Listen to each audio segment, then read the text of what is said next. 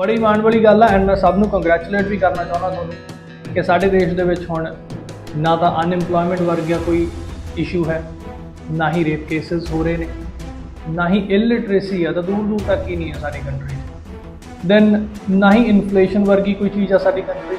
Female पोटेसाइड नहीं हो रहे।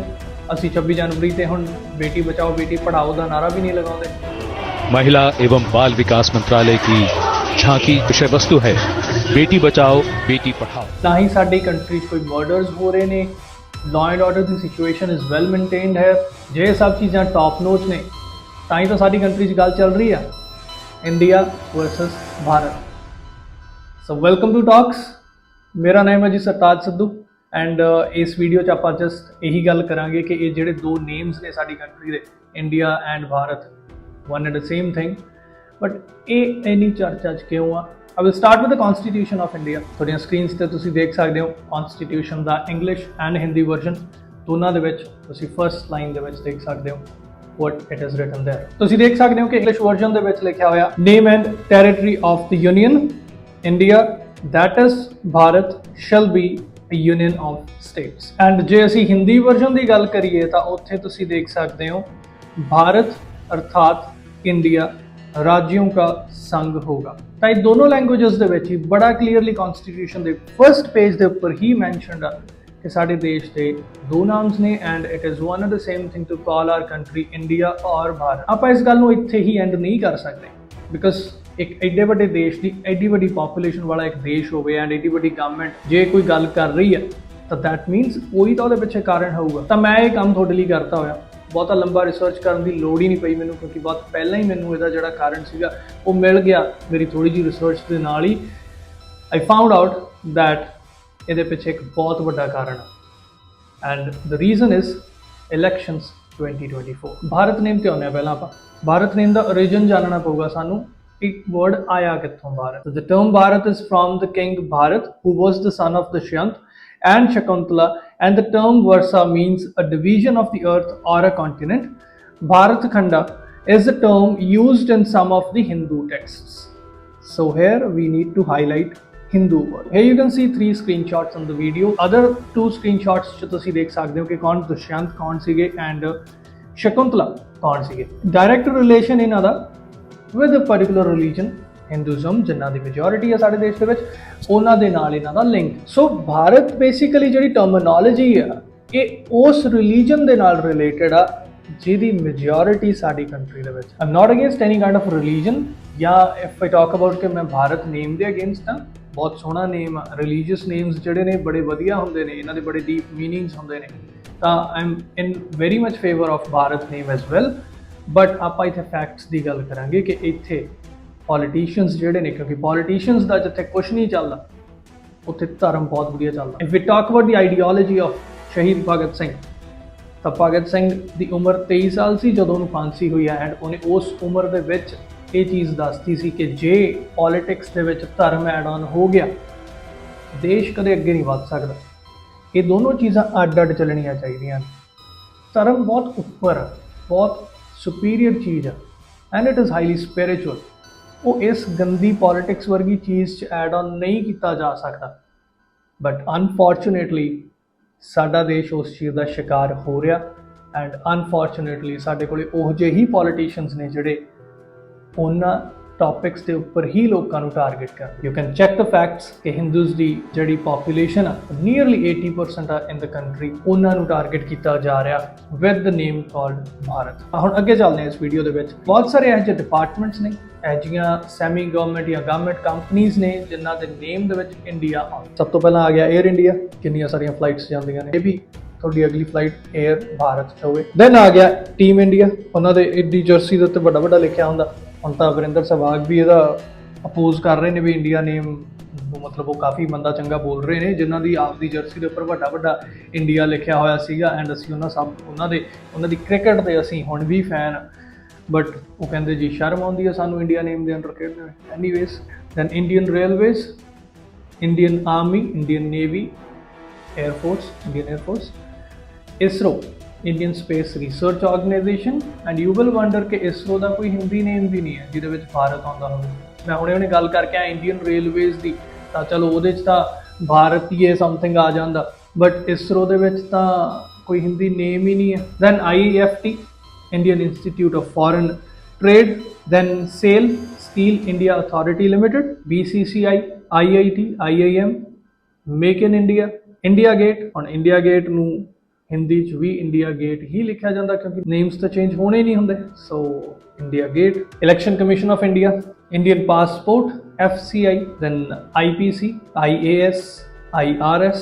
ਇਫ ਯੂ ਸੀ ਸਭ ਦੇ ਵਿੱਚ ਇੰਡੀਆ ਆ ਰਿਹਾ, ਕੀ ਇਹ ਸਭ ਚੀਜ਼ਾਂ ਚੇਂਜ ਹੋਣਗੀਆਂ? Soon we are going to get new names for it. ਇਹਦੇ ਵਿੱਚ ਇੰਨਾ ਸੌਖਾ ਤਾਂ ਹੈ ਨਹੀਂ ਹੈ ਕਿ ਤੁਸੀਂ ਆਪਣੇ ਲੈਟਰ ਹੈਡ ਇੰਡੀਆ ਦੀ ਥਾਂ ਤੇ ਭਾਰਤ ਦੇ ਨਾਮ ਤੇ ਛਪਵਾਏ ਤੇ the job is done. It's not that easy. अच्छा, एक चीज़ रहेगी, News 18 India, the channel headed by Reliance Industries। ਤਾਂ News 18 India की ਇਹ ਵੀ ਨਵਾਂ ਨੇਮ ਲੈਣ ਜਾ ਰਹੇ ਨੇ ਆਪਣਾ, News 18 ਭਾਰਤ। ਐਕਚੁਅਲੀ ਜਿਹੜੀ ਅਸੀਂ ਗੱਲ ਕਰ ਰਹੇ ਹਾਂ ਇੰਡੀਆ ਭਾਰਤ, ਮੈਂ ਪਹਿਲਾਂ ਵੀ ਕਿਹਾ ਕਿ ਮੈਨੂੰ ਭਾਰਤ ਨੇਮ ਤੋਂ ਪ੍ਰੋਬਲਮ ਨਹੀਂ ਆ, ਮੈਨੂੰ ਕਿਸੇ ਲੈਂਗੁਏਜ ਤੋਂ ਪ੍ਰੋਬਲਮ ਨਹੀਂ ਹੈ। ਇਹ ਵੀ ਸਾਡੀ ਕੰਟਰੀ ਦਾ ਨੇਮ ਆ, ਇੰਡੀਆ ਵੀ ਸਾਡੀ ਕੰਟਰੀ ਦਾ ਨੇਮ ਆ, ਦੋਨੋਂ ਹੀ ਬੜੇ ਚੰਗੇ ਨਾਮ ਨੇ। ਕਿਸੇ ਨੂੰ ਜਿਹੜਾ ਨਾਮ ਚੰਗਾ ਲੱਗਦਾ ਉਸ ਨਾਮ ਨਾਲ ਬੁਲਾ ਸਕਦਾ। ਦ ਥਿੰਗ ਇਜ਼, ਜਿਸ ਚੀਜ਼ ਤੋਂ ਪ੍ਰੋਬਲਮ ਆ ਰਹੀ ਹੈ, ਜਿਸ ਚੀਜ਼ ਨੇ ਮੈਨੂੰ ਇਹ ਕਿਹਾ ਕਿ ਮੈਂ ਵੀ ਆਪਣੇ ਇਹਦੇ 'ਚ ਵਿਊਜ਼ ਰੱਖਾਂ, that was hate regarding a language. Hate ਫੈਲਾਈ ਜਾ ਰਹੀ ਹੈ ਇੱਕ ਲੈਂਗੁਏਜ ਨੂੰ ਲੈ ਕੇ। ਠੀਕ ਆ, ਤੁਸੀਂ ਇੱਕ ਨੇਮ ਨੂੰ ਚੰਗਾ ਕਹਿ ਰਹੇ ਹੋ ਬਟ ਦੂਸਰੇ ਨੂੰ ਮਾੜਾ ਨਾ ਕਹੋ। ਇੰਗਲਿਸ਼ ਨੂੰ ਟਾਰਗੇਟ ਕੀਤਾ ਜਾ ਰਿਹਾ। ਨਵੀਆਂ ਲੈਂਗੁਏਜਸ ਨੂੰ ਸਿੱਖਣਾ is utmost important. If I talk about Hindi, it's a very good language, we should all learn it.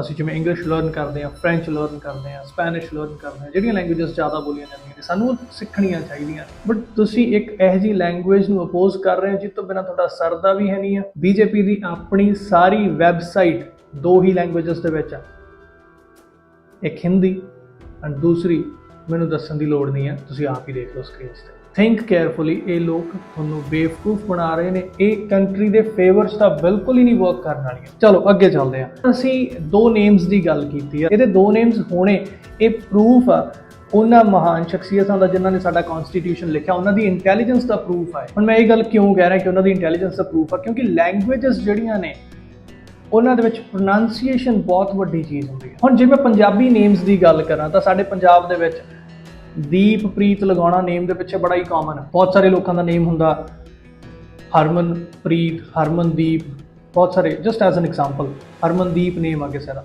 ਤਾਂ ਜਦੋਂ ਕੋਈ ਫੋਰਨਰ ਹਰਮਨਦੀਪ ਨੂੰ ਪੜ੍ਹਦਾ ਤਾਂ ਉਹ ਹਰਮਨਦੀਪ ਨਹੀਂ ਪੜ੍ਹਦਾ, ਉਹ ਪਿੱਛੇ ਜਿਹੜਾ ਦੀਪ ਲੱਗਿਆ ਨਾ ਉਹਨੂੰ ਡੀਪ ਪੜ੍ਹਦਾ, DEEP, ਤਾਂ ਉਹ ਡੀਪ ਬਣਦਾ ਉਹਨਾਂ ਦੀ ਲੈਂਗੁਏਜ। ਅਸੀਂ ਉਹਨੂੰ ਦੀਪ ਕਹਿੰਦੇ ਆ, ਦੱਦੇ ਨੂੰ ਵੀ ਹਰੀ ਪੱਪਾ। ਤਾਂ ਜਿਹੜੀ ਚੀਜ਼ ਜਿਹੜੀ ਲੈਂਗੁਏਜ 'ਚ ਹੈ, ਹੁਣ ਦੱਦੇ ਦੀ ਆਵਾਜ਼ ਡੀ ਦੇ ਨਾਲੋਂ ਅਲੱਗ ਆ, ਦੱਦਾ ਕੁਛ ਹੋਰ ਸਾਊਂਡ ਕਰਦਾ ਪੰਜਾਬੀ ਦੇ ਵਿੱਚ। If you talk about Hindi, ਜੇ ਕੋਈ ਹਿੰਦੀ ਦੇਖਣ ਵਾਲਾ ਵੀ ਵੀਡੀਓ ਨੂੰ ਦੇਖ ਰਿਹਾ ਤਾਂ ਦ ਜਿਹੜਾ ਉਹਦੇ ਵਿੱਚ ਹੁੰਦਾ, ਤਾਂ ਦ ਦੀ ਜਿਹੜੀ ਸਾਊਂਡ ਆ ਪੰਜਾਬੀ 'ਚ ਦੱਦੇ ਦੀ ਜਿਹੜੀ ਸਾਊਂਡ ਆ ਉਹ ਡੀ ਦੇ ਨਾਲ ਮੈਚ ਕਰ ਹੀ ਨਹੀਂ ਸਕਦੀ ਕਦੇ। ਇਸ ਪ੍ਰੋਨਾਂਸੀਏਸ਼ਨ ਦੇ ਇਸ਼ੂ ਦੇ ਕਰਕੇ ਹੀ ਦੋ ਨੇਮਸ ਦਿੱਤੇ ਗਏ ਸੀਗੇ ਇੰਡੀਆ, ਤਾਂ ਕਿ ਕੋਈ ਪ੍ਰੋਨਾਂਸੀਏਸ਼ਨ ਖਰਾਬ ਨਾ ਕਰ ਸਕੇ, ਕਿਉਂਕਿ ਭਾਰਤ BHARAT ਬਣਦਾ ਇੰਗਲਿਸ਼ ਦੇ ਵਿੱਚ, ਤਾਂ RAT is called rat in English, so they might ਪ੍ਰੋਨਾਊਂਸ like Bharat, ਹੋ ਸਕਦਾ ਭਾਰਤ ਕਹਿ ਦੇਣ। ਹੁਣ ਸਾਡੀ ਕੰਟਰੀ ਦਾ ਨੇਮ ਇਹਦੇ ਨਾਲ ਓਬਵੀਅਸਲੀ, ਕਿਸੇ ਦੀ ਵੀ ਕੰਟਰੀ ਦਾ, ਇਕੱਲਾ ਸਾਡੀ ਦਾ ਨਹੀਂ, ਜਦੋਂ ਵੀ ਕਿਸੇ ਵੀ ਕੰਟਰੀ ਨੂੰ ਕਿਸੇ ਹੋਰ ਲੈਂਗੁਏਜ ਦੇ ਵਿੱਚ ਉਹਨਾਂ ਦਾ ਨੇਮ ਮਿਲਦਾ, ਜੇ ਉਹ ਰੀਜਨਲ ਲੈਂਗੁਏਜ ਵਾਲਾ ਨੇਮ ਹੋਵੇ ਤਾਂ ਉਹ ਖਰਾਬ ਹੋ ਜਾਂਦਾ, ਕਿਉਂਕਿ pronunciation is a big thing. ਇਹਨੂੰ ਪ੍ਰੂਵ ਕਰਨ ਦੇ ਲਈ ਮੈਂ ਕੁਝ ਐਗਜ਼ਾਮਪਲਸ ਵੀ ਲੈ ਕੇ ਆਇਆ। ਚਾਈਨਾ ਦੀ ਜੇ ਆਪਾਂ ਗੱਲ ਕਰੀਏ ਤਾਂ ਚਾਈਨਾ ਦਾ Chinese name that is Zhongguo. ਮੈਨੂੰ ਲੱਗਦਾ ਮੈਂ ਸਹੀ ਪ੍ਰੋਨਾਊਂਸ ਕਰ ਵੀ ਰਿਹਾ ਹੂੰਗਾ ਇਹਨੂੰ, ਬਟ ਜੇ ਆਪਾਂ ਉਹਨੂੰ ਇੰਗਲਿਸ਼ 'ਚ ਲਿਖੀਏ ਤਾਂ ਇਟ ਇਜ਼ ZHONGGUO। ਪਰ ਇਹ ਜਿਹੜੀ ਪ੍ਰੋਨਾਂਸੀਏਸ਼ਨ ਮੈਂ ਬੋਲ ਰਿਹਾ ਜ਼ੋਂਗੂ, ਜਿਵੇਂ ਮੈਂ ਆਪ ਵੀ ਕਿਹਾ ਕਿ ਮੈਨੂੰ ਨਹੀਂ ਲੱਗਦਾ ਕਿ ਮੈਂ ਇਹਨੂੰ ਸਹੀ ਬੋਲ ਰਿਹਾ ਜਾਂ ਨਹੀਂ, ਤਾਂ ਇਹ ਜਿਹੜੀ ਉਹਨਾਂ ਦੀ ਰੀਜਨਲ ਲੈਂਗੁਏਜ 'ਚ ਲਿਖਦੇ ਨੇ ਉਹ ਵੀ ਮੈਂ ਇੱਥੇ ਅਟੈਚ ਕਰ ਦਿੰਦਾ। ਤਾਂ ਇਹ ਜਿਹੜੀ ਪ੍ਰੋਨਾਂਸੀਏਸ਼ਨ ਆ, ਇਹ ਜਿਹੜੇ ਵਰਡਸ ਨੇ ਚਾਈਨੀਜ਼ ਦੇ ਜਿਹੜੇ ਸਾਨੂੰ ਨਹੀਂ ਸਮਝ ਆ ਰਹੇ ਇੱਧਰ, ਇਹ ਨੇ ਉਹਦੀ ਐਗਜ਼ੈਕਟ ਪ੍ਰੋਨਾਂਸੀਏਸ਼ਨ।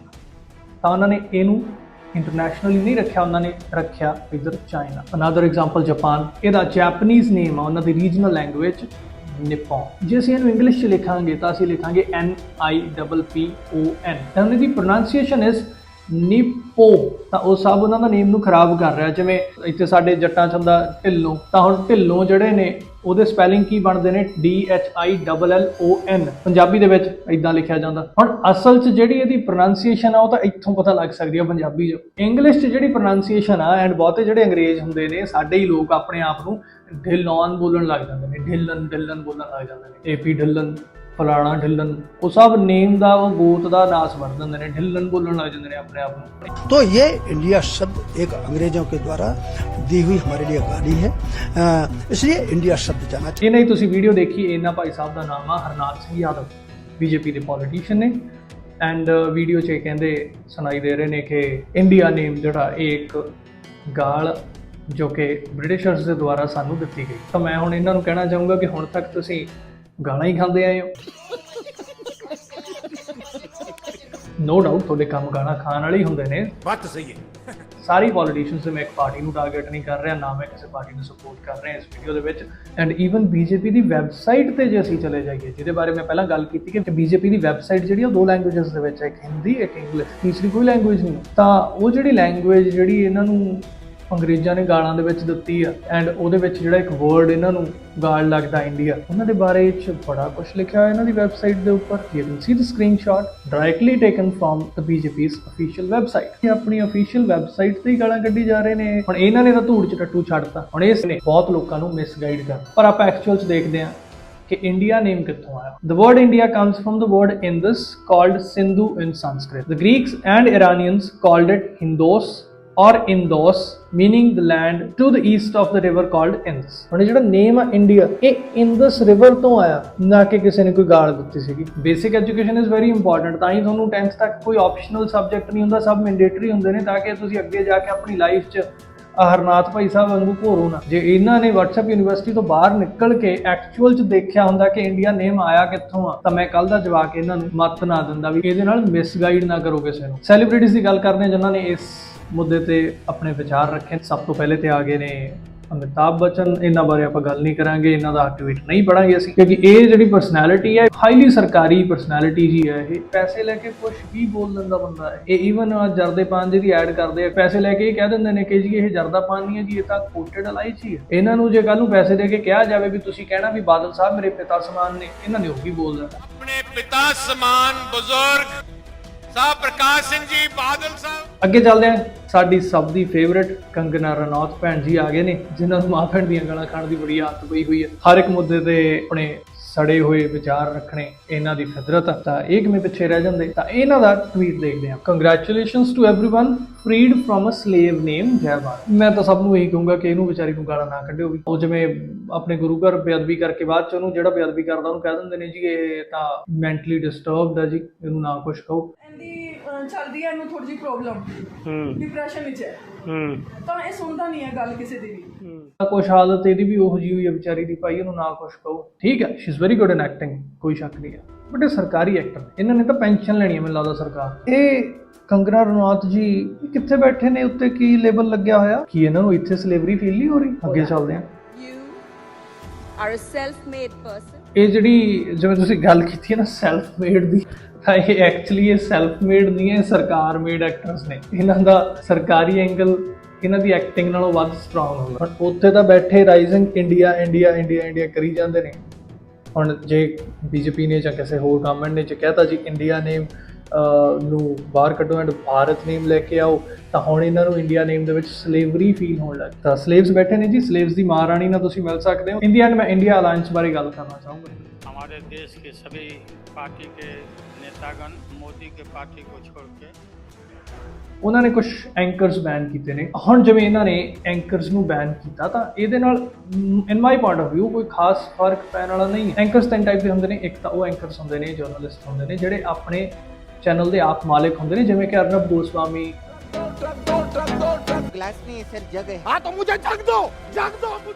ਜਿਨ੍ਹਾਂ ਦਾ ਨੇਮ ਇਸ ਲਿਸਟ 'ਚ ਵੀ ਹੈ।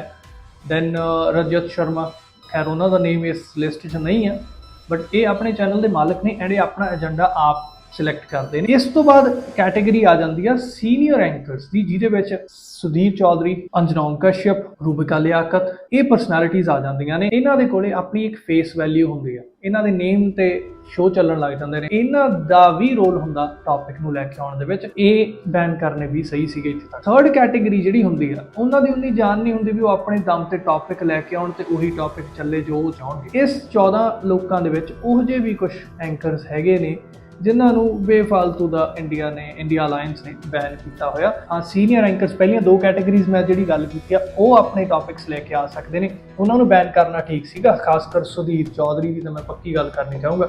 ਇਸ ਤੋਂ ਵੱਧ ਬੇਕਾਰ ਤੇ ਕਰਪਟ ਜਿਹੜਾ ਜਾਂ ਸਰਕਾਰ ਦੀ ਬੋਲੀ ਬੋਲਣ ਵਾਲਾ ਜਿਹੜਾ ਐਂਕਰ ਆ, ਇਸ ਤੋਂ ਵੱਡਾ ਤਾਂ ਕੋਈ ਹੈ ਹੀ नहीं। इसके साथ साथ ये समझने की भी जरूरत है कि आखिर भारतीय मीडिया की विश्वसनीयता गिर क्यों रही है। 2000 रुपए के हर एक नोट पर NGC यानी नैनो GPS चिप लगा हुआ। अर्नब गोस्वामी हो गया, सीट तोड़ के बोलूगा। The same regulator has now fined an Indian news channel, Republic TV, for 20,000 euros for hate speech and offensive and derogatory remarks.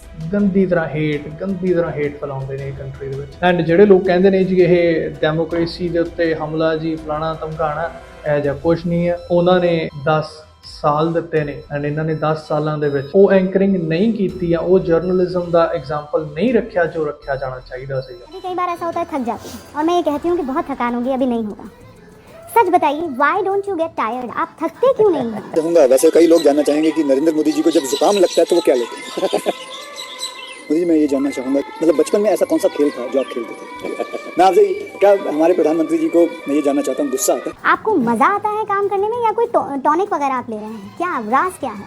Boost the secret of our energy. आप सोते हैं ना सोने देते हैं। ਸੋ ਮੀਡੀਆ ਇਹ ਨਹੀਂ ਹੁੰਦਾ ਜੋ ਹੁਣ ਸਾਡਾ ਕੰਟਰੀ ਦਾ ਮੀਡੀਆ ਕਰ ਰਿਹਾ। ਮੈਂ ਕੁਛ ਇੱਥੇ ਸਕਰੀਨਸ਼ਾਟਸ ਐਡ ਆਨ ਵੀ ਕਰ ਰਿਹਾ। ਸੋ ਇੰਟਰਨੈਸ਼ਨਲ ਪਲੇਟਫਾਰਮ ਦੇ ਉੱਪਰ ਕੀ ਸਾਡੇ ਦੇਸ਼ ਦੇ ਮੀਡੀਆ ਬਾਰੇ ਗੱਲ ਹੋ ਰਹੀ ਹੈ, ਤੁਸੀਂ ਉਹ ਵੀ ਇੱਥੇ ਦੇਖ ਸਕਦੇ ਹੋ। ਇਹ ਜਿਹੜਾ ਮੀਡੀਆ ਬੇਸਿਕਲੀ ਸਾਰੀ ਕੰਟਰੀ ਨੂੰ ਡਿਫੇਮ ਕਰ ਰਿਹਾ, ਸਭ ਨੂੰ ਪਤਾ ਚੱਲ ਰਿਹਾ। ਫਾਰਮਰ ਪ੍ਰੋਟੈਸਟ ਵੇਲੇ ਅਸੀਂ ਦੇਖਿਆ ਕਿ ਸਾਨੂੰ ਕੀ ਦਿਖਾਇਆ ਗਿਆ ਕੰਟਰੀ ਦੇ ਸਾਹਮਣੇ, ਫਾਰਮਰਸ ਨੂੰ ਕੀ ਦਿਖਾਇਆ ਗਿਆ। ਅਸਲ 'ਚ ਕੁਛ ਹੋਰ ਸੀ, ਇਮੇਜ ਕੁਛ ਹੋਰ ਦਿਖਾਈ ਗਈ। So that's it, thank you, thanks for your time.